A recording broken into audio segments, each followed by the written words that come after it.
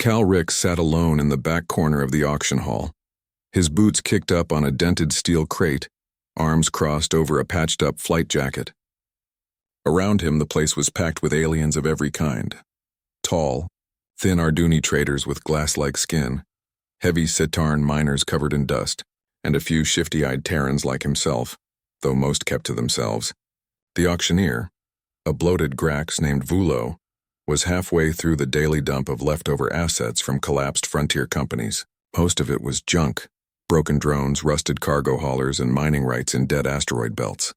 Next item, Vulo said, voice crackling through the translator. Asset ID RZ412, decommissioned comms outpost.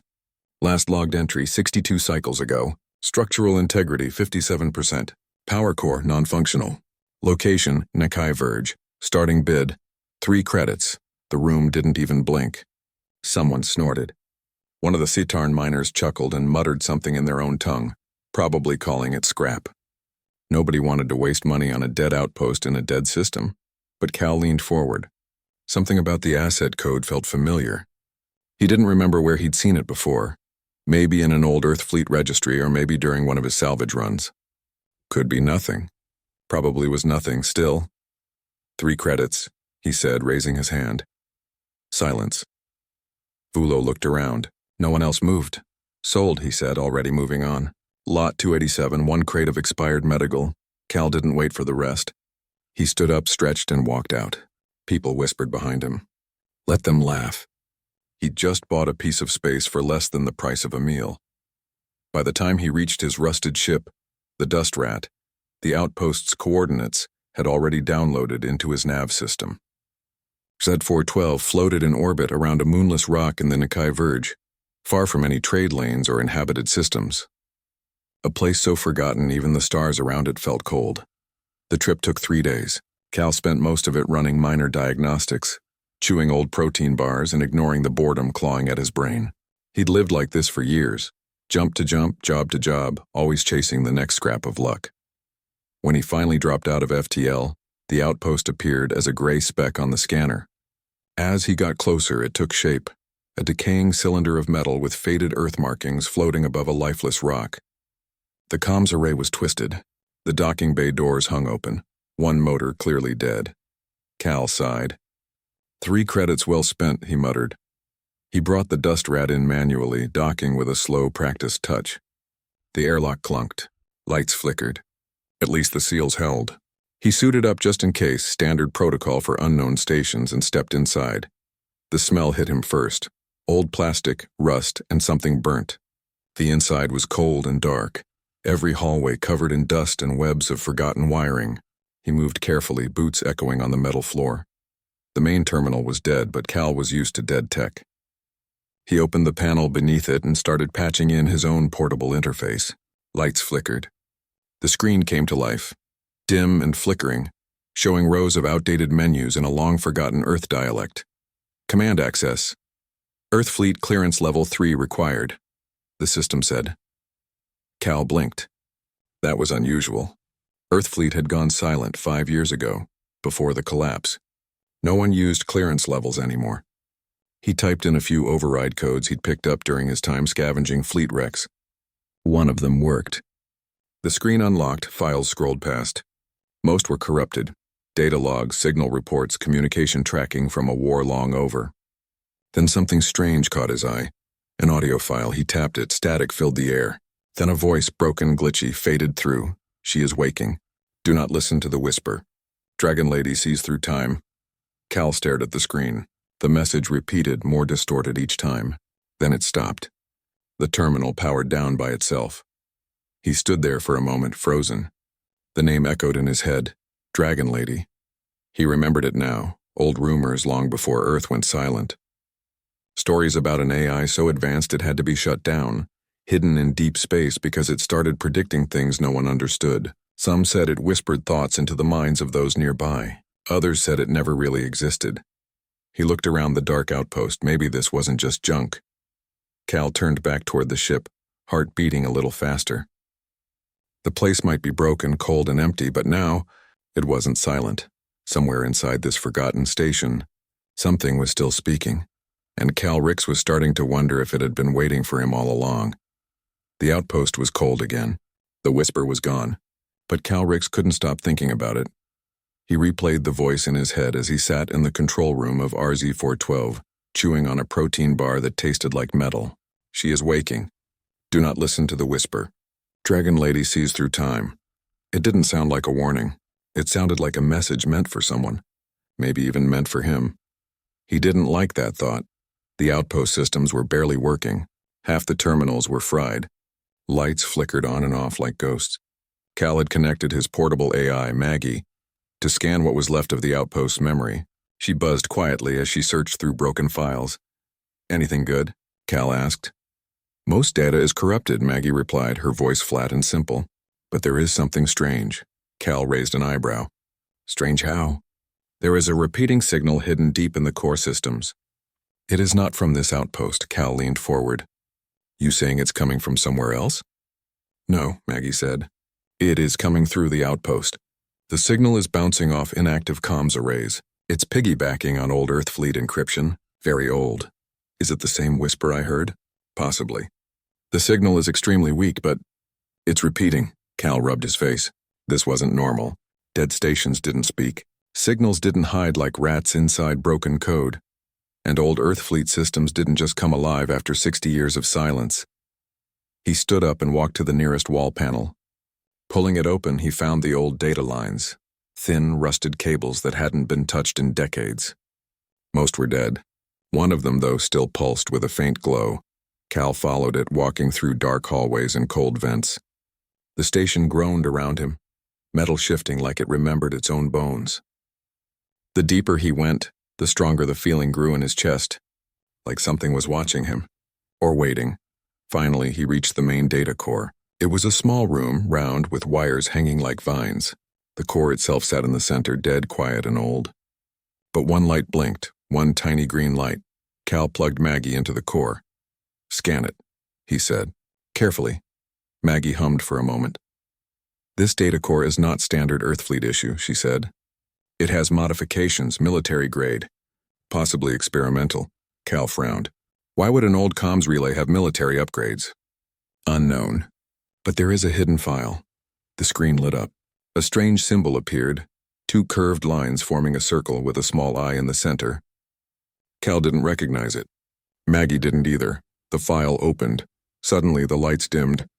A soft sound filled the room, a voice like a whisper but clearer now. Cicada lock active. Memory gate initialized. Cal's breath caught in his throat. Then the images came, not on the screen but in his head. He saw stars moving, ships flying, battles in deep space, Earthfleet officers standing around a glowing machine. He saw numbers, names, faces he didn't know, and one name that burned itself into his brain like fire, Dragon Lady. The vision ended. Cal dropped to his knees, gasping for air. What was that? He whispered. Maggie answered, but her voice sounded distant. I believe you received a direct mental transmission. The data was not sent to me. It was sent to you. Cal wiped sweat from his face. Why me? Unclear. Perhaps your brain is compatible with the signal. He sat on the floor for a while, breathing slowly, trying to calm down. His heart was racing. His thoughts were jumbled. But one thing was clear now. This station was not empty. It was not useless. Someone had placed a hidden signal here, hidden it so well that no one noticed. And now that signal had woken up. He walked back to the command room, Maggie still connected to the core. The screens were showing new data now. A star map, one system highlighted in red. Coordinates blinking softly. Cal checked the map. The system wasn't far, just a few jumps away. It had no name, just a code, J57X Cicada. He stared at it for a long time. Should I go there? He asked out loud. There was no answer. Only silence. But deep inside him, something whispered again. Not words this time, but a feeling. Curiosity, urgency, destiny. Cal stood up and walked back to the ship. The decision was already made. He didn't know what the Dragon Lady was. He didn't know why. She had reached out to him, but he was going. To find out, even if it killed him. The star system marked on the map was dark, quiet, and far from any trade routes. Cal Ricks had never heard of it before. When his ship, the Dust Rat, dropped out of FTL, There was nothing on the scanners except a dull red star and a few broken rocks drifting in silence. But one object stood out. A small station hidden behind the shadow of an asteroid, floating cold and silent. There were no beacon lights. No welcome signals. Just one blinking transmission code repeating the same message again and again. Access point, Cicada lock, level 7 clearance required. Cal sat in the pilot's chair staring at the message. Cicada lock, he muttered. Just like the voice said, Maggie, the ship's AI, beeped. This station is not registered in any known galactic database. Architecture matches late Earth fleet design, possibly Black Ops level. Of course it's Black Ops, Cal said, because this just keeps getting weirder.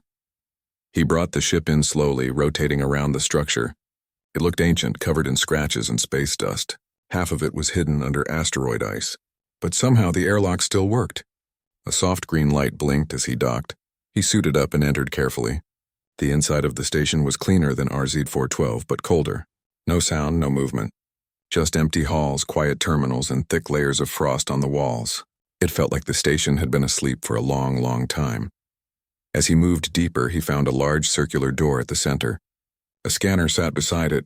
Clearance required, it said. Cal raised his hand, not knowing what to expect. The scanner beeped once. Then the door opened. Lights flickered on. Air systems kicked in. The station was waking up. Inside the chamber was a single pod, tall, glass-covered, with wires running across the walls like roots. And inside the pod was something he didn't expect. A human brain, suspended in blue fluid, connected to dozens of cables and glowing circuits. A label was stamped onto the glass, DL01 Dragon Lady. Cal stepped back, stunned. You've got to be kidding me. Maggie's voice came through his comm. This appears to be a living neurocore. Biosigns are active. Synapse activity is off the charts. Cal stared at the brain. It didn't look dead. It looked... thinking. Then a voice echoed through the room. Not through the speakers, into his mind. You heard me. That means you're different, Cal flinched. What the hell? The voice was calm, female, smooth like wind over ice. Don't be afraid, Cal Ricks. I've been waiting for someone like you. He looked around, breathing fast. What are you? Are you the Dragon Lady? That's what they called me. A name made from fear. But I'm not your enemy. You're in my head, he said. How? I am speaking through low-band neural frequencies. Only a few minds are open enough to hear me. You're one of them. Cal didn't like that answer. It sounded too much like fate. What do you want from me? He asked. To finish what humanity started. Earth is not dead, Cal. It is hidden, protected. I was the last defense before the fall, but I couldn't act alone. I needed someone to unlock the next phase. That someone is you. Cal stepped back, shaking his head. No, I'm no hero. I'm just a salvager. Exactly. A survivor. A thinker. Not a soldier who follows orders, but a man who asks questions. That's why you're still alive. That's why you found me. He looked at the pod again. The brain inside pulsed with soft light. He didn't understand what was happening, not fully, but something inside him said it was real. The voice. The station. The hidden signal. It was all connected. What happens if I help you? He asked. Then Earth can return. Humanity can rise again, but others will try to stop it. They fear what we were, what we can become. Who are they? The ones who survived by forgetting us. The ones who erased our name from history. Cal didn't reply. He needed time to think, but part of him already knew the truth. There was no going back. He touched the pod gently. I don't know what I'm getting into, he said, but I'll see it through. The lights in the room turned blue. The station powered up fully. A panel opened beside the pod, revealing a small data core. Take it, the voice said. It contains what you need. Maps, codes, allies. The next step begins with you. Cal took the data core and turned back toward the ship. His mind was spinning, but his heart was steady. He had started with a broken outpost and 3 credits. Now he carried the future of Earth in his hands, and something told him the galaxy wasn't ready for what came next. The dust rat floated quietly as it left the dark system behind. Cal Ricks sat in the cockpit, holding the Dragon Lady's data core in his hand. It was warm, almost alive. Maggie, his ship's AI, had already scanned it, but most of it was locked. Security level is beyond my processing, Maggie said. Encryption is neural linked. Only you can open it, Cal didn't answer. He was still thinking about what had happened in the station. The voice. The brain. The strange connection. And now this mission he didn't ask for. He looked out the window, stars moving slowly around him. The galaxy felt bigger now, not in size but in mystery. What else had been hidden? What other voices were waiting? The core beeped softly. A small screen lit up.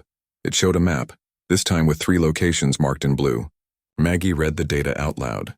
Each point contains a relay key, she said. Together they unlock the full Earth archive. First location, Taukara Drift, warning, hostile presence reported. Of course there is, Cal muttered. He leaned back and closed his eyes. The Dragon Lady had said others would try to stop him. He believed her now. The voice wasn't just talk, it had pulled data from his mind, answered questions he hadn't asked out loud. It knew things. He set a course for Taukara Drift. The drift was a ruined shipyard floating in the middle of an old war zone.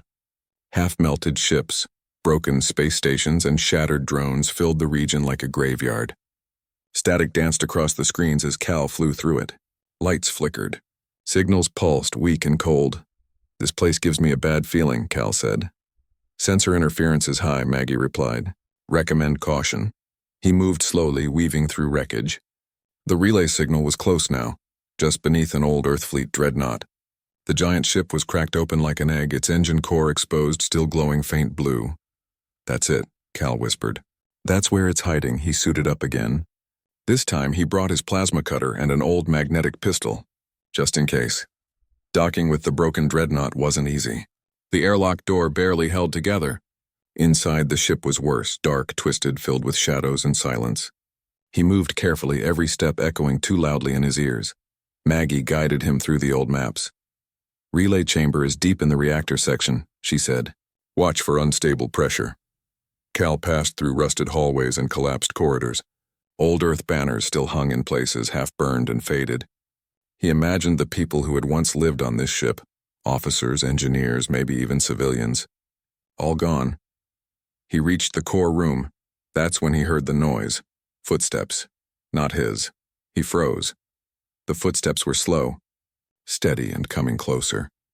He backed into a side corridor and waited, holding his breath. Then he saw them.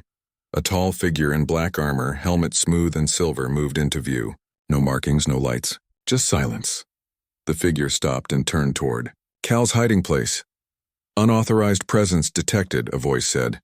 Cold, machine-like. Cal cursed under his breath and ran. The hallway lit up with red warning lights. Behind him, the armored figure moved fast, walking like it had no fear, like it didn't need to rush. Cal ducked under a broken pipe, turned left, then right, following Maggie's directions toward the relay chamber. Almost there, she said. 10 meters. The door ahead was open. Inside, a small console glowed blue, pulsing with the same light as the Dragon Lady's data core. He ran inside, slammed his hand on the console. The light flashed. A soft chime sounded. Relay key acquired. At the same moment, the armored figure entered the room. Cal didn't wait. He grabbed the core, kicked over a metal crate, and sprinted through the other side of the chamber, diving into a ventilation shaft. Plasma shots exploded behind him, but he kept crawling, breathing hard, sweating, heart pounding. Back on the dust rat, Cal launched from the dreadnought just as it exploded behind him, small blasts from its failing systems. The black-armored figure didn't follow, but the message was clear. Someone else wanted the relay keys. Who the hell was that? Cal asked. Unidentified, Maggie replied. Not a known species or unit. Cal stared at the first key glowing in his hand. That thing wasn't here to collect data, he said. It was here to stop me. He sat back, eyes on the map. 2 more keys, more danger, more questions. But now, Cal wasn't just doing this out of curiosity. Now it was personal. Someone had buried the past, and Cal Ricks was going to dig it back up, one key at a time. The stars looked calm, but Cal Ricks knew better now. The galaxy was changing, and he was caught in the middle of it. He sat alone in the dust rat's mess room, staring at the first relay key. It floated above the table, spinning slowly, glowing with soft blue light. He had risked his life to get it. Someone or something had tried to stop him, and now there were still 2 more to go. Maggie's voice broke the silence. Second relay key location. Station Halberd. Orbiting the gas giant Vorga 9. It is marked as abandoned, but recent power spikes have been detected. Cal rubbed his chin. Power spikes? Correct. Could be scavengers. Could be a trap. Either way, he said, standing up, we find out. Station Halberd looked like a giant spear stuck in space. Long, thin, metallic. Its surface was scratched from micro-impacts and gas storms, but its structure still held strong. No signals came from it. No warnings. Just silence as Cal approached. Maggie gave an update. One ship detected nearby. Civilian model. No response to hails.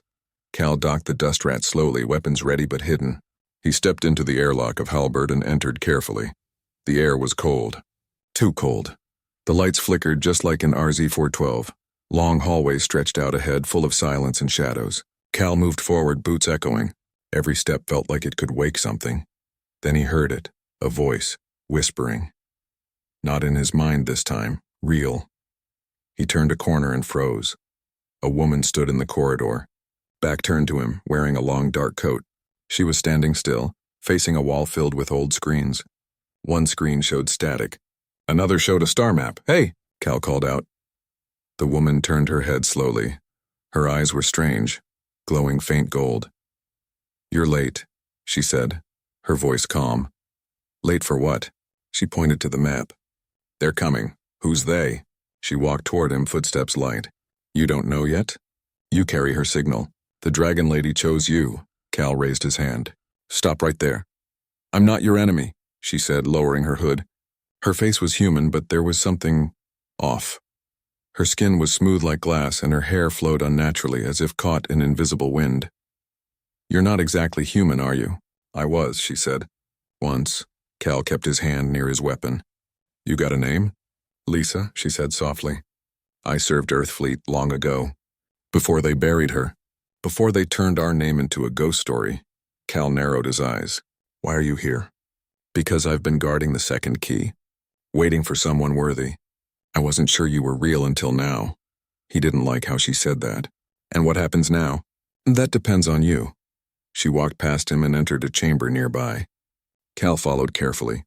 Inside was a device similar to the first, a glowing core surrounded by data rings and cables. This is it, she said. The second relay. But you must take it with full knowledge. Once you do, they'll know your location. The silent ones. The ones who erased Earth. Cal stared at the relay. He thought of the figure in black armor. The cold voice. The attack at Taukara. He wasn't just chasing old tech now. He was walking into a war. But something inside him had changed. He wasn't afraid anymore. He reached out and touched the relay. The room glowed. Relay key acquired. Then, almost instantly, alarms screamed to life. Maggie's voice came through his earpiece. Multiple ships inbound. Unknown signatures. Lisa's face grew hard. They're here. Who are they? Cal asked, turning. She looked at him with sadness. Once they were Earth's allies. Now they serve silence. They destroy what reminds them of who we were.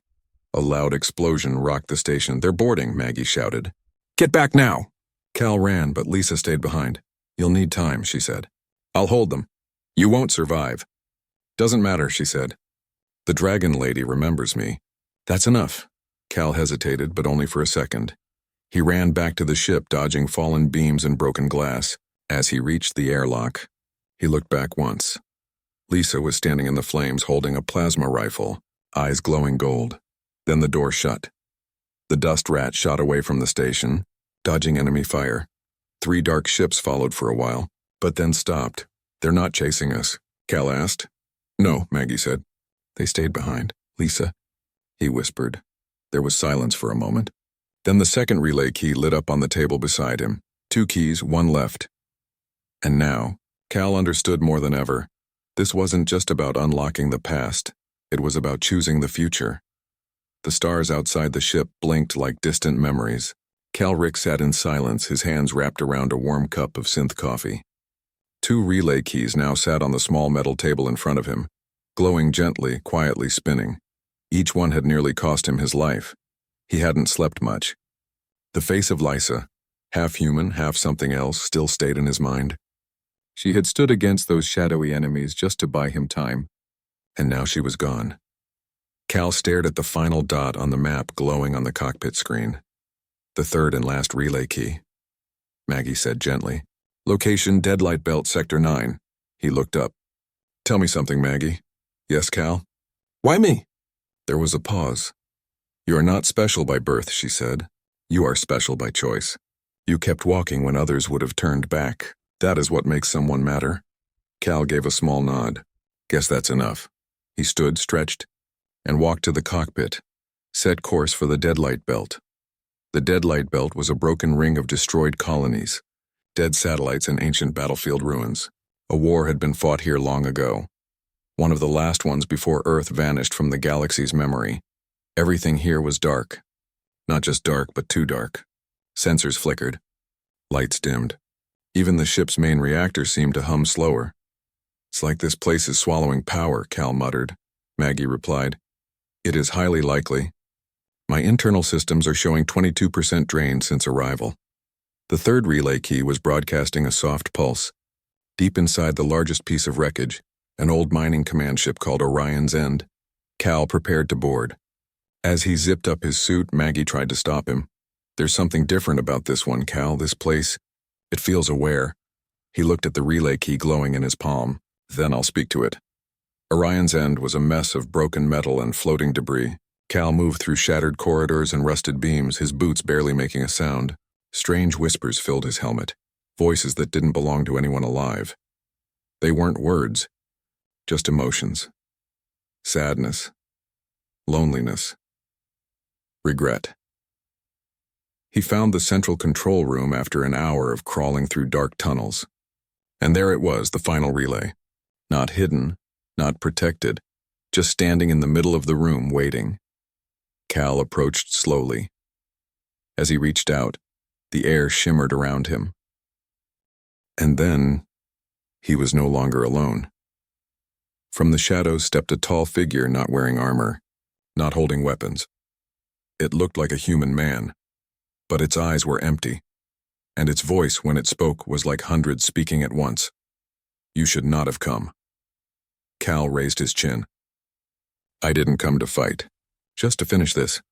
You do not understand what you are awakening. Cal glanced at the relay. Earth? The being's eyes flickered. Earth was a danger. It burned too bright. It moved too fast. It grew too strong. The galaxy chose silence over chaos. But Earth was ours, Cal said. We deserved the chance to survive. And now you bring it back? The being asked. Why? Because hiding from the past is worse than facing it. There was a pause, then the being moved aside. You may take the key, it said.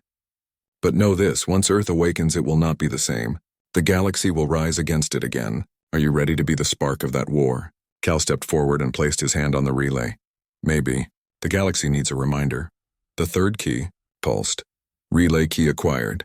Light filled the chamber. The being stepped back into the shadows.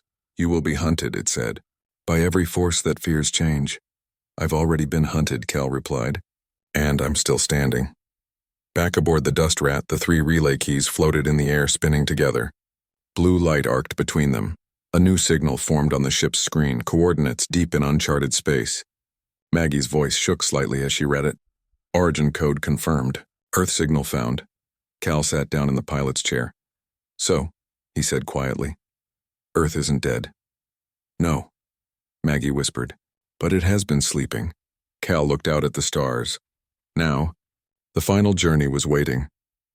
He didn't know what he'd find on the other side of that signal. Ruins, survivors, or something even older than memory. But one thing was certain. The past was calling, and Cal Rix was going to answer. The coordinates glowed softly on the dust rat's navigation screen. Cal Rix leaned back in his chair, staring at them, a strange mix of fear and excitement in his chest. This was it, the moment he had been heading toward since the Dragon Lady first whispered to him. Earth, or what was left of it, was waiting.